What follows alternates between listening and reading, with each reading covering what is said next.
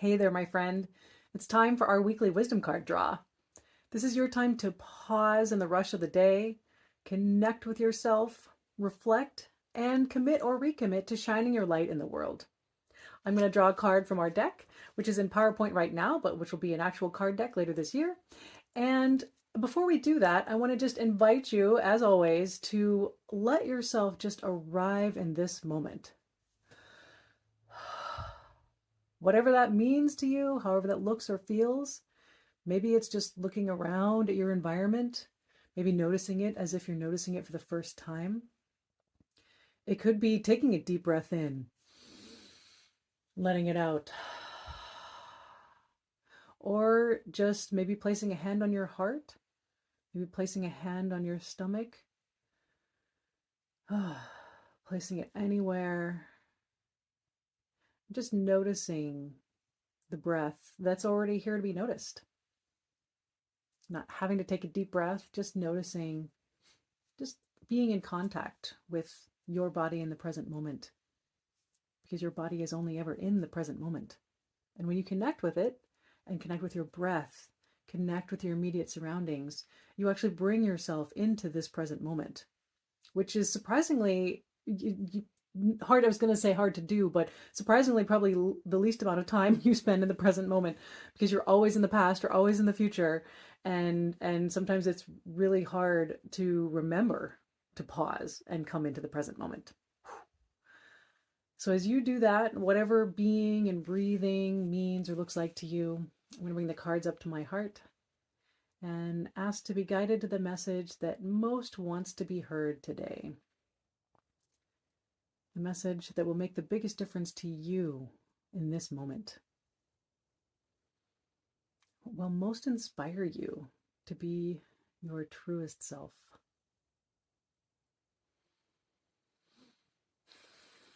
And placing that intention out there, I'm going to shuffle the cards. You just keep breathing, keep being, keep noticing, keep just allowing yourself to be right here, right now. And our card is guidance. All right, I like this. All right, this is, you can see this, there's like a stick here that has a little bend in it. This is from the Daintree Rainforest in Australia. Message of guidance. What sources of guidance do you trust? Often we're taught to trust only logic and reasoning. But there are deep and mysterious sources of knowing that defy logic. When we open our hearts and minds to the guidance of the universe, miracles happen. So many paths open up to us. Learn to trust your inner guidance. It comes from the universe within and all around you. Like the bend in a rainforest plant pointing the way home, the path of life runs true, even if it doesn't run straight. Follow the twists and turns. They will not lead you astray. Let go of the noise and naysayers calling you away from yourself. Your alignment comes from within. Your journey will reveal itself one small step at a time when you trust yourself to leap. Let that sink in for a moment.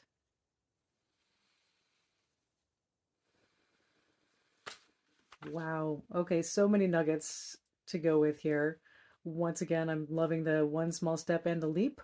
Sometimes our biggest leap is actually just taking one small step.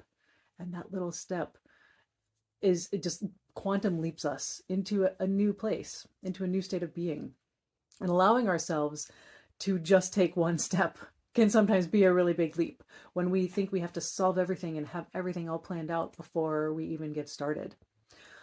So guidance. So the reason, if it was maybe not so clear why this is called guidance or what the bend in the tree is about, when we were in the rainforest, we were the Aboriginal indigenous people of the rainforest were sharing the stories about how these little bends in the trees actually do point the way home, and it was their wisdom of being able to follow the little signs in nature, the signs in these trees, to be on their path.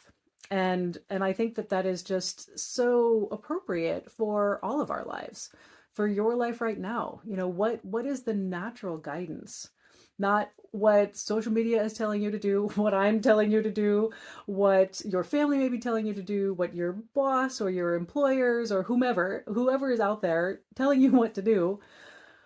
What does your heart say?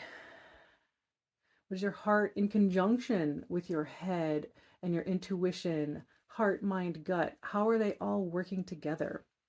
So that's the other thing I want to bring up. I love that at the very beginning here, it was talking about not just trusting logic and reasoning, which is absolutely what we're conditioned to do. If we can't write a mathematical formula about it or explain it in very logical ways, often we are taught not to actually trust our instinct or our intuition.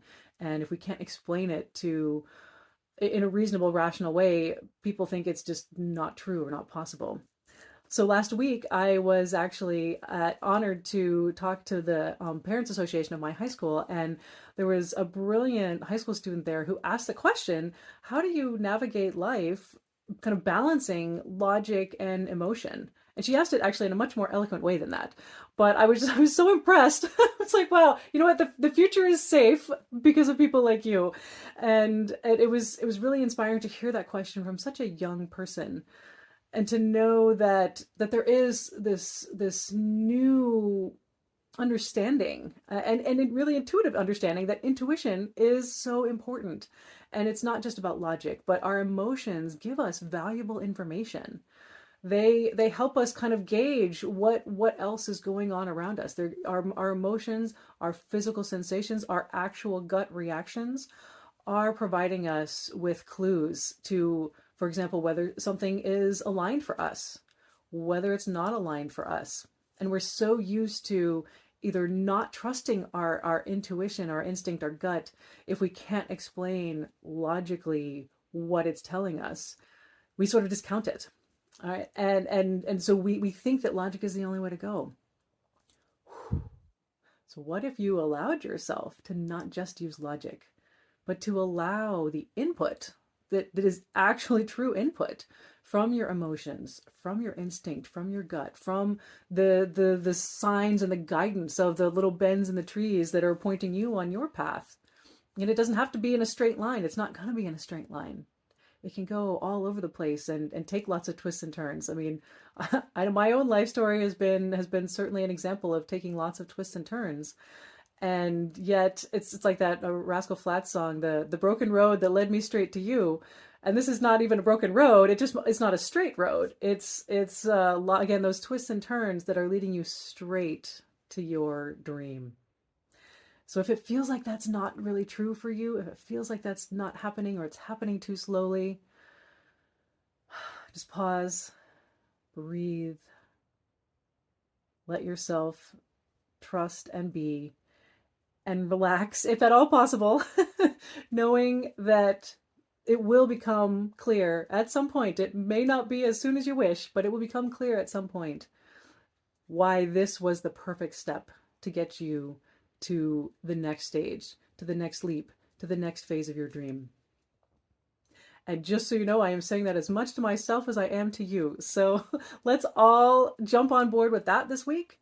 Trust that you are in exactly the place you need to be for the unfolding of your highest potential and the life that you're here to live. So my friend, guidance, let the universe guide you home to yourself. Let yourself pause, integrate logic, intuition, gut instinct, wisdom, signs and signals from the universe. And let yourself just rest in being, letting all of that just percolate. I hope you have an amazing week. Ask questions. What is the guidance you're here to receive this particular week, this day, this moment? Have an amazing one, and I will see you next week.